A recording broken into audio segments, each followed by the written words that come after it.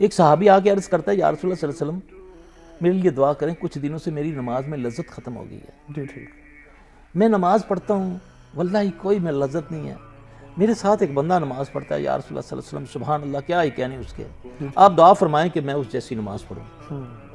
اب وہ لوگ اپنی نمازوں کے بارے میں بڑے فکر مند تھے۔ اللہ کے نبی صلی اللہ علیہ وسلم فرماتے ہیں کہ تجھے بقرہ کی آخری 2 آیتیں آتی ہیں، تو اس کو پڑھ۔ جی ٹھیک، طبیب بھی ہے نا، جی کیوں نہیں، کیوں نہیں، کیوں نہیں، تو اس نے اس کو پڑھنا شروع کیا۔ جی ٹھیک، کچھ دنوں کے بعد آپ صلی اللہ علیہ وسلم نے اس کو پوچھا ہاں بھی کیا حال ہے تمہاری نمازوں کا؟ عرض کی یا رسول اللہ صلی اللہ علیہ وسلم اس دن سے میں بہتر ہوں، لا یکلف اللہ نفسا الا وسعها، اللہ وسع- یہاں سے آخر تک نا آمن رسول سے جی جی آمن رسول سے۔